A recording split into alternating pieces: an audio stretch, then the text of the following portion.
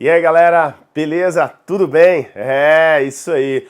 Nós estamos aqui em mais uma edição nossa, isso mesmo, pessoal, em mais uma edição nossa do nosso Jornal Móvel. Isso, a gente está vendo que muitas coisas estão acontecendo essa semana, né? As semanas que estão passando, acontecendo essas últimas semanas de fevereiro, e aí, pensando nisso, trouxe um tema internacional para a gente estar pensando hoje. Além do contexto do tema internacional, é claro que a gente vai falar um pouco também sobre temas nacionais. Mas um principal foco nosso nesse Jornal Móvel hoje é falar um pouco sobre um fato que aconteceu no mundo, que é justamente a temática sobre o contexto da Ucrânia. É isso mesmo que eu quero de vocês. Eu quero estar cobrando isso de vocês. Quero que você pense junto comigo a respeito do contexto da Ucrânia aí.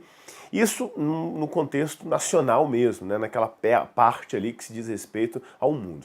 Na parte Brasil, a gente pode estar fazendo uma inserção aí, fazer um comentário com vocês a respeito do que aconteceu a semana, literalmente a última semana de fevereiro, a questão dos embargos infringentes e a Suprema Corte, né, a decisão realmente do processo do processo 470, né, ação penal 470, conhecido como mensalão. Então são duas temáticas ali bem interessantes que a gente tem para fazer essa discussão. Para começar então, para pensar a respeito disso, eu quero que você venha comigo nesse mundo, nessa viagem do contexto da Ucrânia. É isso mesmo aí que você está observando. Por que a crise na Ucrânia é importante? O que motivou esse aspecto de crise aí para a gente? Então, voltando para você pensar isso comigo, a gente tem um contexto da Ucrânia envolvendo uma conjectura muito grande ali durante o período de Guerra Fria.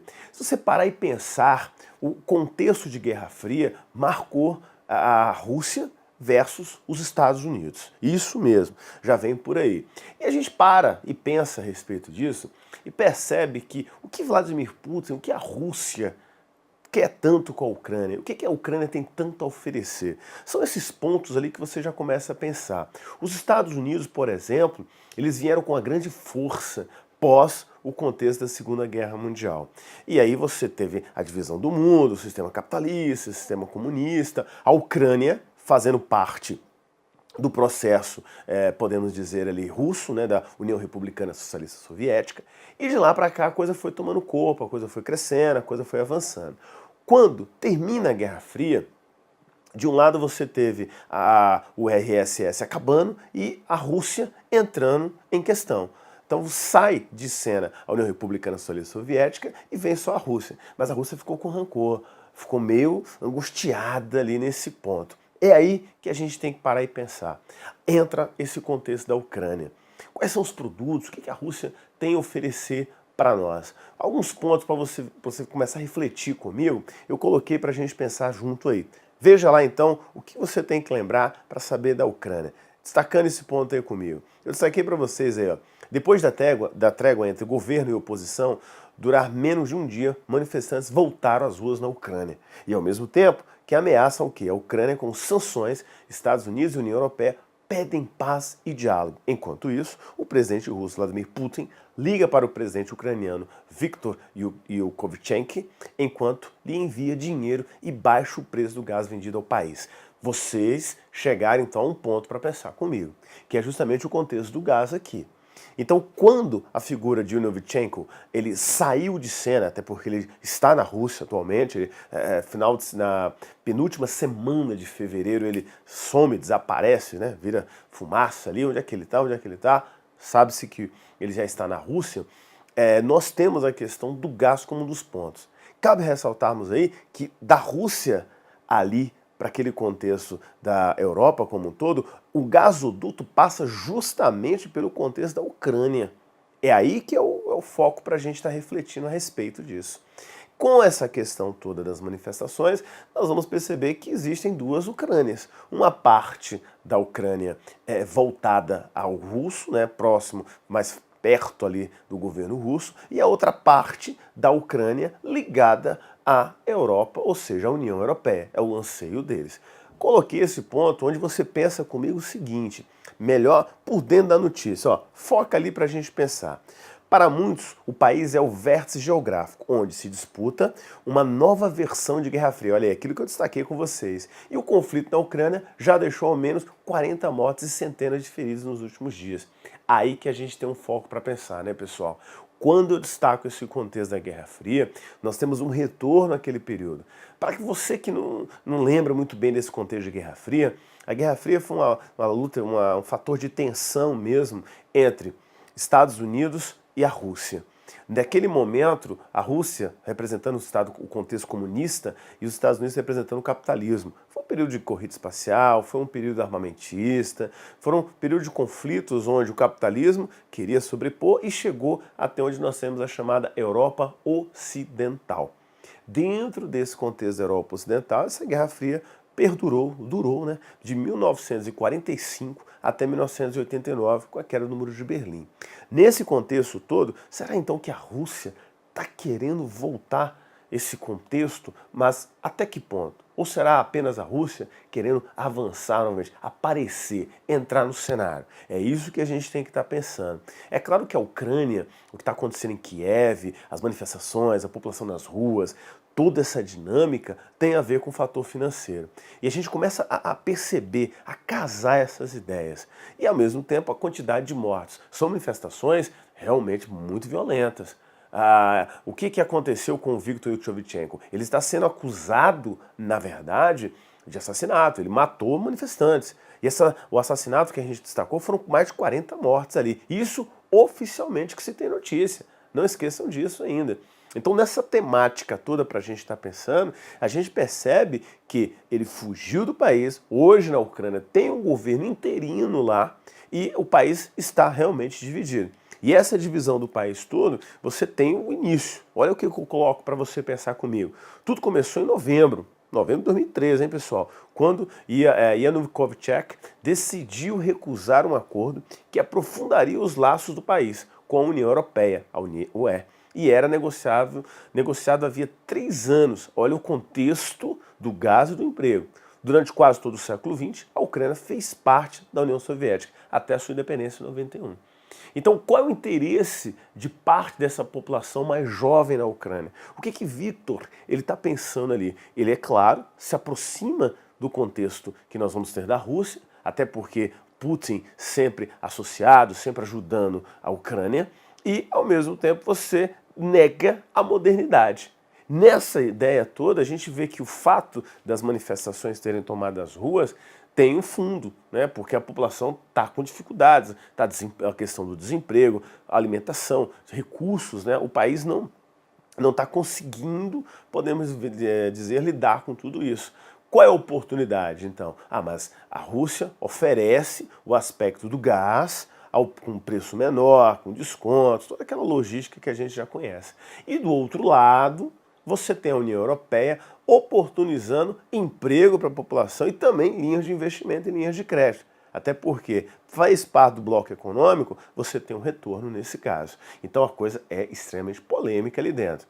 Eu coloco também para a gente pensar que, de um lado, veja comigo aí para você ver, de um lado nós podemos dizer que esses jovens, né, está parte ocidental do país, onde vivem quem? As gerações mais jovens. E de outro partiu o movimento de aproximação da União Europeia. Do outro está a parte oriental e sul, mais próxima de quem? Da Rússia, onde se fala russo e não ucraniano e prevalece um sentimento de nostalgia dos anos de integração soviética. Olha lá, a parte ocidental, então, é aquela que está colada com a União Europeia, onde o ucraniano, né, ele é mais presente, onde tem um parte jovial, onde essa população ela quer participar, ela quer ter essa geração de emprego, esse jovem que está ocioso no país. E do outro lado, você tem a parte mais antiga da coisa, que aí é onde você tem uma parte da Ucrânia oriental que está conectada, em conexão ali, direta com a Rússia. Esses pontos ali que a gente tem essa percepção de que forma você pode estar observando que a Ucrânia está realmente dividida. E é essa divisão que gerou essas manifestações todas. Parte que é motivada, né, por um assunto, parte motivada pela Rússia, parte motivada em participar da União Europeia. Mas não para por aí não. Vamos por dentro desse assunto, né? Tema que não vai faltar para você pensar. E por fim, cada um desses lados existem os interesses e pressões de grandes potências mundiais. Aí entra a União Europeia, entra os Estados Unidos. Pegando agora recente, 18 de fevereiro de 2014, o dia mais sangrento dos protestos, com a morte de vários manifestantes e policiais. Ao mesmo tempo, a Ucrânia depende da Rússia para abastecer-se de gás. Além disso, por seu território passam dutos que transportam gás russo para a União Europeia. Chegamos aonde nós queríamos. Então você teve as manifestações que no mês de fevereiro, em particular no dia 18 ali, a gente destaca para você lembrar uma data crucial para todo esse aspecto, e ao mesmo tempo nós ainda temos o contexto da Ucrânia dependendo da União Soviética, ou seja, da Rússia, né? Ó, até aí eu entrando com vocês no âmbito ali de Guerra Fria ainda, da Rússia, entrando nesse contexto da Rússia, e ao mesmo tempo você tem a Rússia puxando da Ucrânia. E o contexto de a presença da Ucrânia dentro da participação junto com a Rússia no gás. Inclusive Vladimir Putin, presidente russo, ele simplesmente jogou para si, né, a situação ali de baratear o preço do gás. Já é para tentar prender a Ucrânia junto com a Rússia. E do outro lado, a União Europeia oferecendo linhas de crédito, oferecendo um contexto também de participações junto ali, podemos dizer, diretamente à União Europeia. Então são vantagens, entre elas a própria vantagem de estar participando da moeda única. Então são vários contextos ali, entre eles os principais, entre o contexto do gás, entre o contexto da União Europeia também. Mas o que mais a gente ainda pode estar destacando? Eu quero que você foque que essas tensões não param por aí não. Veja comigo aqui um ponto que eu destaquei para você ler comigo.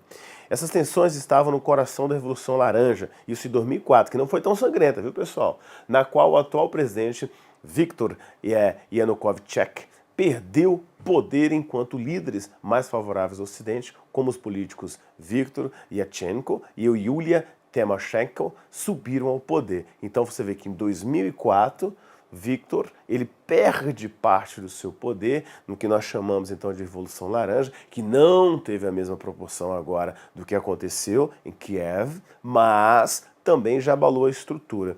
E ao mesmo tempo, não podemos esquecer que pela Rússia ter interesses na Ucrânia e pelo gasoduto saindo da Rússia, passando ali pela Ucrânia, esse gasoduto é de interesse, sim, também para a União Europeia. Ou seja, o que a União Europeia já destaca? Vamos apaziguar os ânimos e, ao mesmo tempo, a Rússia vem sobrepondo, ela vem colocando, destacando, jogando as cartas na mesa, porque há interesses políticos e muito fortes. Eis o ponto para a gente não esquecer dessa ideia aí, né, pessoal? A presença da Rússia versus o contexto da União Europeia, e é um país pequenino, mas empobrecido, né, fragilizado financeiramente, que é o caso da Ucrânia. Pensando nisso ainda, o que ainda a gente tem para pensar aqui? Eu destaquei o ponto. O que aconteceu então com o ex-presidente ucraniano? Vejam lá essa ideia. Eu destaquei o seguinte: com a figura do Yanukovych, você tem o presidente havia assinado um acordo com líderes da oposição após conversas com as chanceleres de 3 países europeus, França, Alemanha e Polônia. Olha lá, esses aí pertencentes à União Europeia. Ele ofereceu eleições antecipadas em dezembro e a formação de uma nova coalizão de governo, dizendo-se preparado para reformar a Constituição e devolver mais poderes ao parlamento. Então a gente já vê aí que há um contexto, né, de interesses mesmo da Ucrânia. E é claro, o ex-presidente, então, a figura do Viktor Yanukovych, ele já desvinculando, né, a Ucrânia e ligando ela à Rússia. Só que o grupo oposicionista queria muito mais uma Ucrânia voltada para o processo da União Europeia. Pensando nisso também, o que eu coloco para a gente? Mas na noite de sábado, em 22 de fevereiro, a Guarda Armada, ao redor dos escritórios governamentais, sumiu o destino de Yanukovych, também se tornando incerto, até dia 27 de fevereiro de 2014, onde ele apareceu onde? Na Rússia. A Rússia claramente tem uma forte influência sobre a figura de Yanukovych, o qual foi apoiado por Moscou durante a Revolução Laranja de 2004, quando a sua eleição foi considerada fraudulenta. Então você vê que a questão, de cara ele já foge para a Rússia e com seus interesses ali afincos. Então tem essa participação toda ali. Então a gente vê que não temos falcatruas, podemos dizer, apenas do Brasil. Encerrando esse caso da Ucrânia, eu ainda coloco para você pensar comigo o seguinte, veja aí, ó. Nos bastidores acredita-se que esteja operando também a grande força de ricos oligarquias ucrânias. O mais rico deles, a figura de Rinat Akhmetov, emitiu comunicado apoiando protestos pacíficos. outros oligarcas parecem apoiar a figura de Yanukovych. Então você tem aí a Ucrânia realmente dividida. Vamos acompanhar esse caso da Ucrânia, até porque a figura do ex-presidente Yanukovych, ele já vai estar fazendo pronunciamento, só que agora diretamente já da Rússia. Fazendo um paralelismo a isso, é claro, a gente vai ter outros momentos no nosso Jornal Móvel para falar um pouco mais sobre a ação penal 470 no Brasil, como eu falei com vocês. Eu quero dar uma ênfase ali, só que agora eu só vou dar um tópico para vocês pensarem comigo. Fazendo um paralelo a isso, a gente teve o caso do Brasil. É claro que na Ucrânia as manifestações foram muito maiores, mas o Brasil, a gente viu nessa última semana agora de fevereiro, realmente a Suprema Corte dar, né, um capítulo encerrado do caso conhecido como Mensalão, onde todos os réus, dentro do contexto dos embargos infringentes, foram, digamos assim, inocentados da situação, onde a situação do caso de quadrilha sai de cena. Então não podemos mais classificá-los, né, a ação penal 470, entre eles Delúbio Soares, Genuíno, José Ediceu, como quadrilheiros, porque não caracteriza-se mais quadrilha. Então, a redução da pena ela já tinha acontecido. Lembro também que em alguns outros momentos, né, a gente discutiu um pouco sobre isso nesse Jornal Móvel, onde você tem ali a situação dos embargos infringentes, eles sendo realmente encerrados, o caso, e os ministros mais novos que entraram, entre eles o ministro Barroso, deixou, né, claro o posicionamento dele, onde ele destaca que não veio a formação de quadrilha na situação. E como destaque desse fato ali, a gente teve então o presidente do Supremo, Joaquim Barbosa, o ministro Joaquim Barbosa, mostrando, né, passando a sua indignação pela corte ter optado pela inocência, ou seja, a não condenação no caso de quadrilha. Mas isso aí, de uma certa forma, a gente já até imaginava, né? Até porque os recursos foram colocados os embargos infringentes. Para quem não lembra, esses embargos infringentes, vulgarmente, ou né, corriqueiramente falando na língua midiática, aí, dessa mídia nossa, ele é dado como recurso do recurso. Então, se você tinha uma pena, que alguns estavam pegando pena de 2, 3 anos, você tem uma redução dessa pena, o caso de quadrilha sai de cena, judicialmente falando, e entra apenas as outras condenações. Peculato, corrupção, desvio de dinheiro público, enfim, há um contexto maior ali. Então, os embargos infringentes finalmente saíram do cenário ali, né, do que estava sendo discutido na Suprema Corte, e entrou em contrapartida ali a questão já da decisão do Supremo, batendo o martelo, que todos os acusados ali sobre a formação de quadrilha foram inocentados e estarão cumprindo o regime semi-aberto. Então essa é aquela notícia bombástica que vem acontecendo no Brasil. Para você que está curtindo a notícia, ou para você que vai fazer uma prova de concurso, isso são temas de concurso, isso são temas de informação contemporânea e atualizada. Pensando em tudo isso, nós tentamos fazer uma abordagem um pouco mais longa, foi o meu objetivo com vocês hoje, a respeito da Ucrânia, e falar um pouco a respeito desse contexto do Mensalão, que é uma coisa recente, e como o próprio ministro Joaquim Barbosa falou, é apenas um capítulo dessa história, porque tem muita coisa ali. Então, aquele compromisso meu com vocês próximo Jornal Móvel nossa, a gente vai destrinchar o contexto ali sobre a ação penal 470. Porque agora só deixei você na vontade, tá? Porque essa era a missão, é você ficar pensando a respeito. Foco, Ucrânia. Pessoal, pensou em informação, pensou em atualidades, pensou em tudo que está rolando no mundo, você não pode ficar de fora, né? Fica de olho aqui com a gente, acompanha sempre, o Aula Móvel, o Jornal Móvel. E esse que vos fala é o Otoniel Linhares, o professor Otoniel de Atualidades. E, como eu sempre falo com vocês, não esqueçam, pessoal, porque eu estou aqui. Aula Móvel, Jornal Móvel. Até a próxima, galera. Curte nosso site, entre ligado direto com a gente também. Eu também estou lá no Facebook, só coloca lá o Otoniel Linhares, que você me acha também, e acha a Aula Móvel e todas as informações que você precisa. Valeu, galera! Até a próxima!